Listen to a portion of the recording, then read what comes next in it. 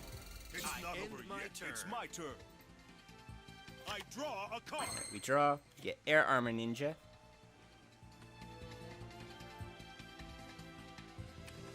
Now, I don't want to test Duel Links' I don't want to test the rulings on how if you contribute a set ninja. So just to play it safe, I'm gonna normal summon Crimson Ninja, who will destroy Crimson Art of that, and we'll use Ninjutsu Art of Shadow Stealing to get rid of Crimson Ninja to target QB. So there's that. We're going to normal summon Air Armor Ninja, not activate its effect because what's the point? And we're going to attack directly. My monster attacks your life points. Playtime is over. My monster attack. My turn is done. Alright, we're doing alright. The opponent has so few resources they can't bring out another synchro. My turn. And with QB gone, we've pretty much won this.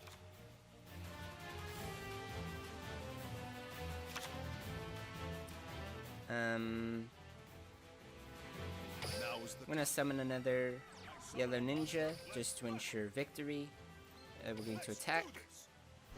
Yep, not enough. And we attack directly with Yellow Ninja.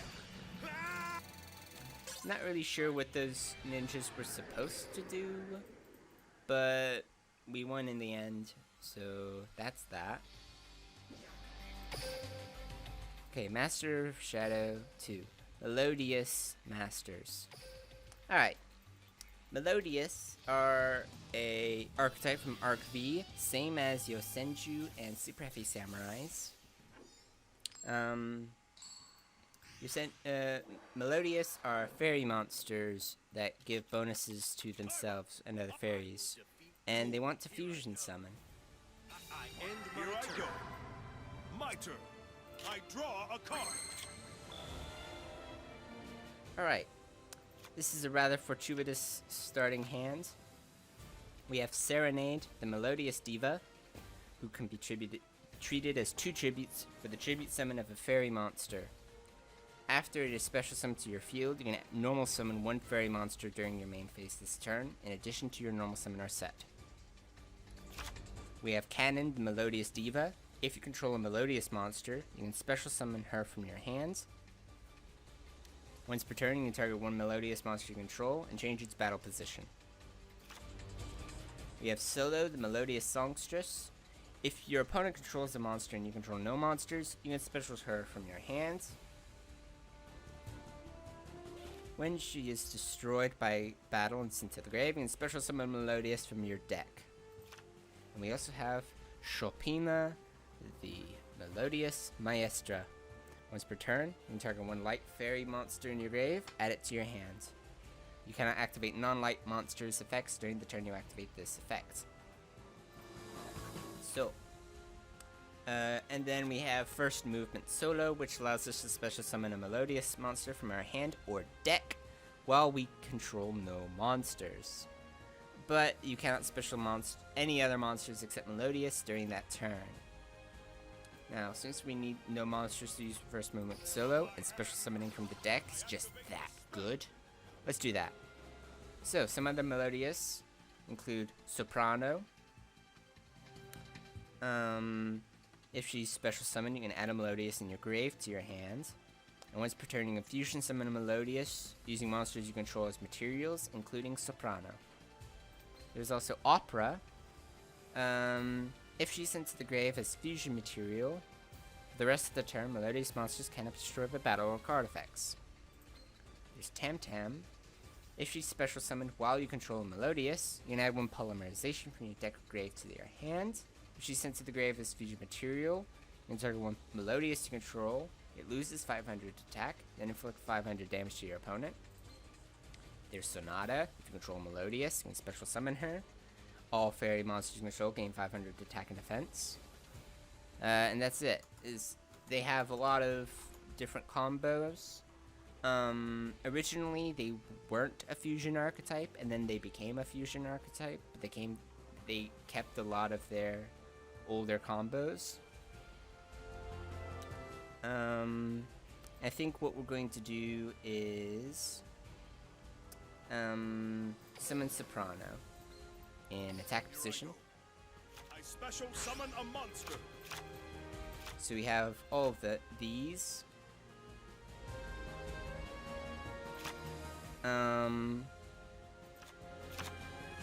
We can special summon Cannon, the Melodious Diva. I special summon a monster. Now to list this, we need 2 Melodious monsters for Schuberta, the Melodious Maestra. During either player's turn, you can target up to 3 cards in any graveyards, banish them, and then she gains 200 attack for each. This effect can only be used once while this is face up on the field. And then there's Bloom Prima, the Melodious Choir, gains 300 attack for each fusion material used for its fusion summon. This card can make a second attack during each battle phase. If this fusion summoned card is sent to the grave, you can target 1 Melodious monster in your grave and add it to your hand. Bloom Prima is a bit of the powerhouse. But what we're going to do is set Serenade.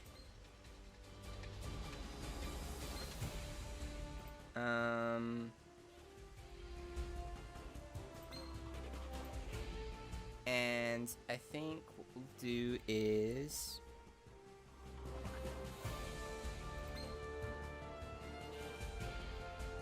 see, we have Melodious Diva, Melodious Songstress, Melodious Diva. We can't summon Bloom Prima without a Melodious Maestra.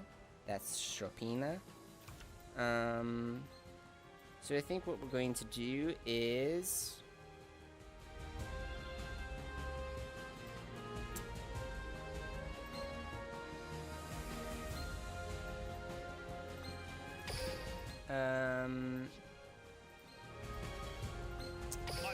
let's use Soprano to summon Schuberta. Soprano plus Cannon. Summon Schuberta. I fusion summon a monster. Now we'll be able to use Chopina's effect to add. On our next turn, we'll be able to tribute Serenade to summon Chopina. Chopina's effect will allow us to add Soprano back to our hands from our extra deck.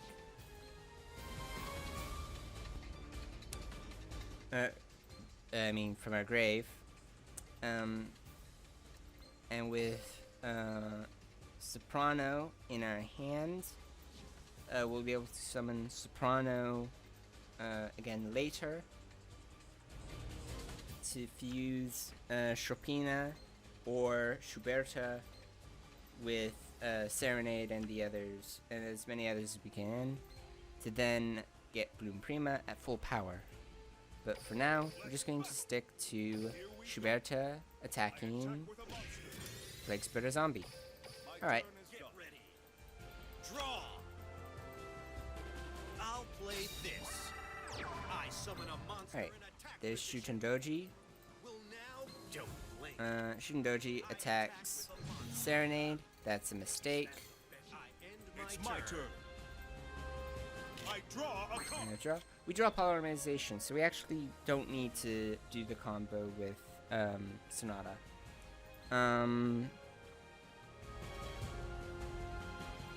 We're actually just able to do Polymerization right now to summon Bloom Prima. You can fuse that, that, and that. Here I go. So with 4 materials, we get 3100 attack, and can make a second attack during each battle phase. Time to battle. Let's do this. Against Shutendoji, that's 1600, and then a direct attack for 3100. That's Melodious in a nutshell. I think that's all they can do in Duel Links right now. I'm not familiar with how many Melodious cards made it to Duel Links. Anyway. I think we have time for a few more. I don't think we're going to get through all 44 in one stream, sadly. But it's fine.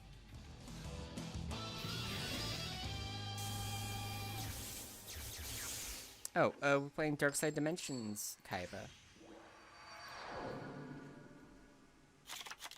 I've been waiting for this for a long time, Pharaoh. It's time to duel! My turn. Okay, this is an awkward hand. I end my turn. It's my turn. We have all 3 blue eyes. Draw a- Now's That's the time. something. Let's do this! Here goes Kid Moto. Special summon blue eyes. The light from my dragon erases the shadows. Let's go, Blue Eyes.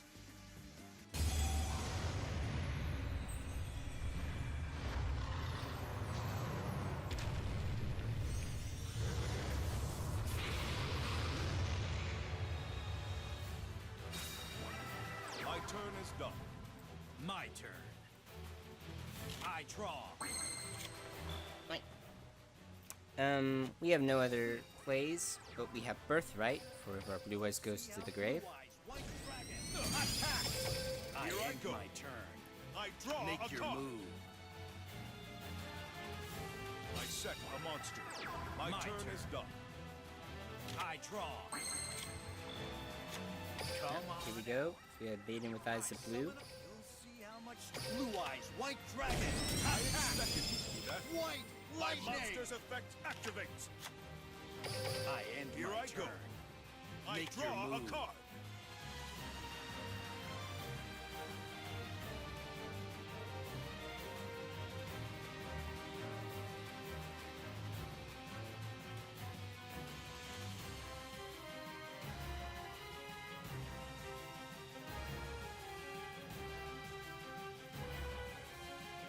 Here I go.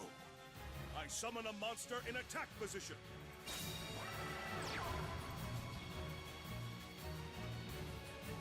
From my hand, I activate a spell. Now is the time.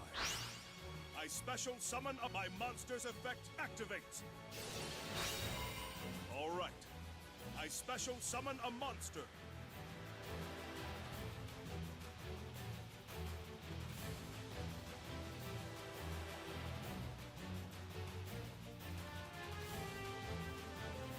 I'm counting on you.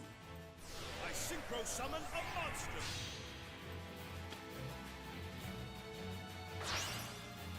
Here I go. I synchro summon a monster. Well, Yugi's got the synchro ladders going. My monster's effect activates.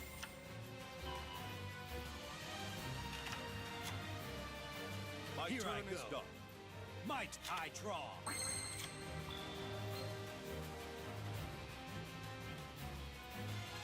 Alright. So, I'm pretty sure everyone's familiar with Blue Eyes. We've done them before on the stream, I'm pretty sure. What we have is Maiden with Eyes of Blue, who lets us tune into, say, these Blue Eyes Spirit Dragons. But just having her on the field, if your opponent were to try to attack her or use an effect on her, she can special summon a Blue Eyes from anywhere, including from our hand. For now, we're just going to set this monster right face down.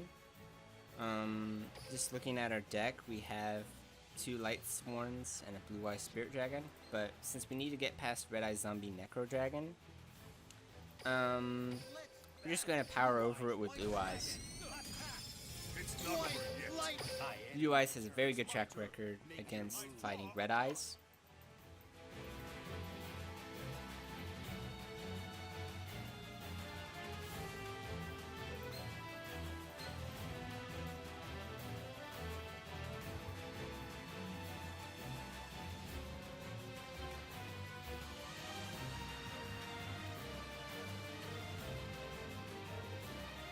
Here I go.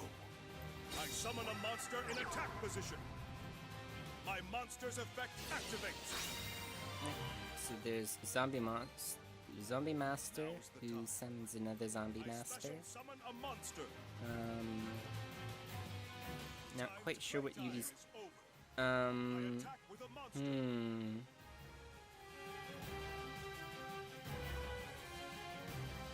What a mistake! Well, I activate my there's no room for summoning another monster with Maiden. That was my mistake. We get another Maiden, but we're gonna hold off, because I end my turn. we have a set Kidmodo Dragon. I did pass my turn. I meant to attack with Blue Eyes. I'm not thinking straight. My monster's effect activates. I'm counting on you. I'm counting on you. My monster's effect activates.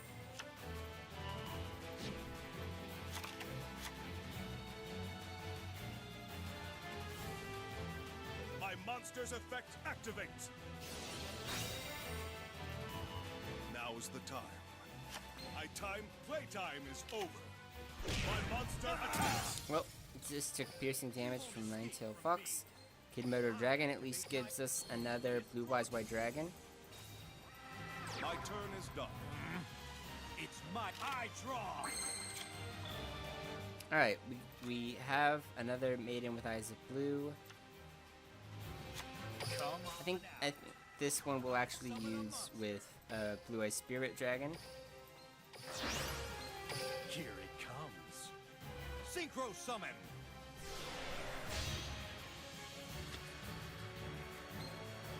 So, Blue Eyes Spirit Dragon on the field, neither player can special summon two or more monsters at the same time. And once per turn during either player's turn, when an effect of a card in the graveyard is activated, you negate the activation. And then during either player's turn, you contribute this synchro summoned card, special summon a light dragon synchro monster from your extra deck in defense position. And that's how you can get cards like the Judgment Dragon of Heaven, or Michael, the Arc Lightsworn. But you can also use, say, Azure Eye Silver Dragon, if you had it. But we can also use Birthright with Blue Eyes. Join me. Blue Eyes White Dragon. So now we have a stacked field. How much stronger I am than you. I'll blow you away. My monster attack. I can still turn this duel around. Blue Eyes attacks a Zombie Master, and Blue Eyes Spirit Dragon attacks the other Zombie Master. You'll pay for this. Sorry I haven't been talking about the strategies. There I draw. there isn't much to talk about with Blue Eyes. You summon Blue Eyes, that's the strategy. And once you have Blue Eyes, then you attack the opponent directly. See how Blue Eyes White Dragon. Or just attack all the opponent's monsters until you attack them directly. With this, you.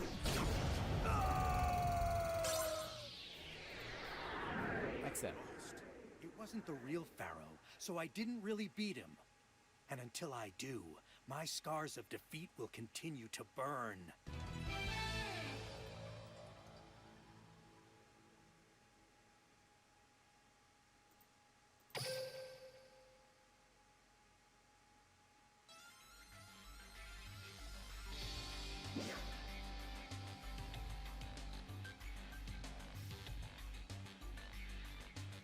Alright.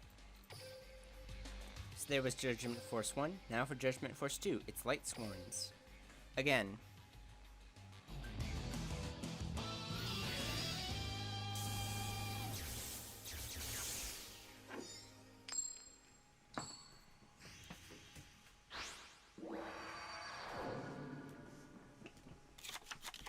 I can't believe I get to duel my prince.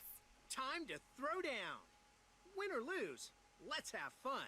Duel! Here I go. My turn. From my hand, the field spell activates. From my hand, I activate a spell. I'm setting a monster. I set a card. Wow, I look away for one moment and we have Blair Flanagan. Look. Okay, experiencing minor technical difficulties with my microphone.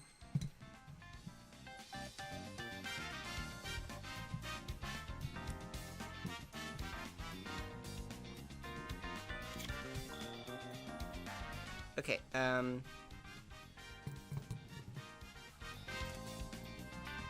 so, this is Blair Flanagan. She was the side character in GX, didn't have that many scenes. She's known for using, Maiden in Love, and I believe, a kind of level monster, like baby monsters. But apparently she also plays Lightsworns, or at least she plays Lightsworns, this time.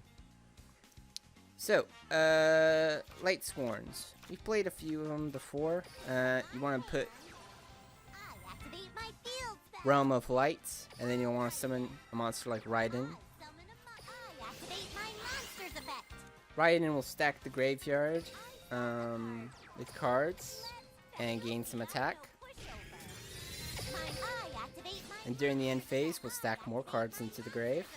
I end my turn. Here I go. I draw. I know you'll help me out. I summon a monster in attack position. Check out my face down. Here I go. I special summon. My monster's effect activates. Let's take this.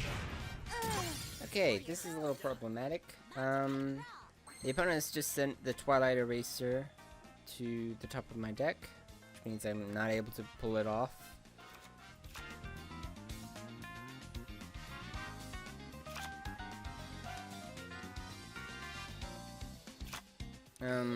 Let's summon Minerva, Twilight Lightsworn, set a card, end turn, Minerva sends cards to the grave.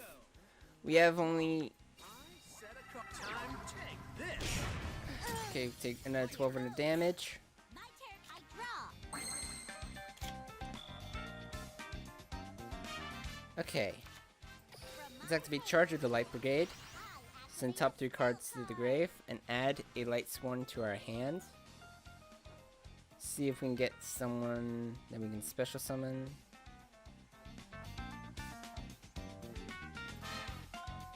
Now let's get Jane like Twilight Sworn General. And activate an effect in the grave of 80 Changer. It's not particularly useful though. Here's what I'll do. Let's summon Jane. I summon a monster. We're gonna use Jane's effect to banish a Lightsworn in our graveyard. A Lightsworn like Raiden. Target Red Dragon Ninja and make it lose attack. Let's battle. And go into battle phase and attack like that. You haven't beat That me yet. ends my Here I turn. go. I draw. My turn. It's Done. my turn. I draw. We draw. Okay, and we get another Charge of the Light Brigade. I activate a spell card.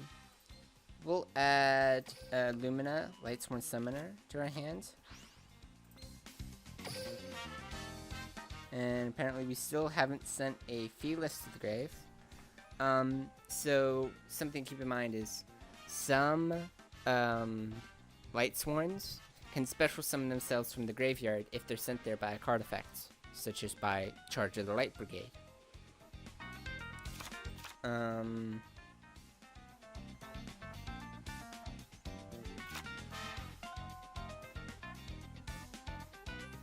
Here I go.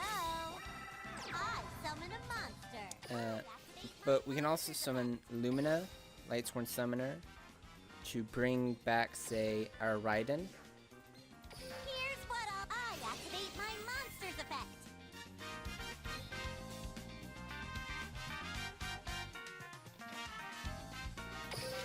Here's And now that we have multiple monsters on the field, we can banish, like, those two. Banish cards on the opponent's field. Let's confirm that, and that. I activate my monster's effect. Felis was sent to the grave. She'd normally summon herself. But our graveyard was stacked, so we couldn't do that.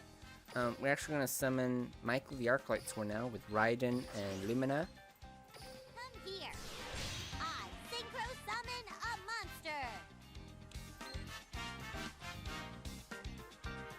Michael's a bit of a win condition because as a synchro boss, he kind of does everything you want him to. He sends more cards to the grave.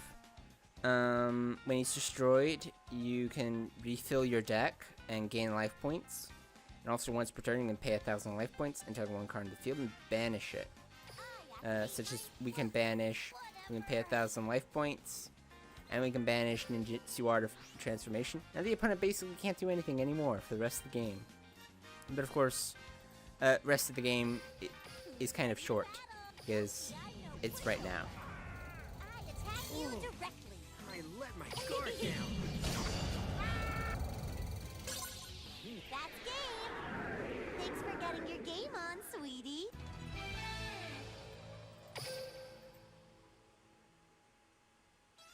Alright, so there's that.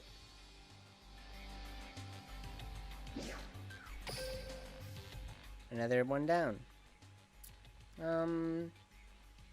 Though this is a little sudden, but I think we're actually going to stop there. My microphone is giving me some issues with staying in place. So I'm going to stop now and fix everything for next stream. We still have a few more to go, but we can actually see the end now. So we might be able to do everything Wednesday. Yeah. So thank you everyone very much for watching.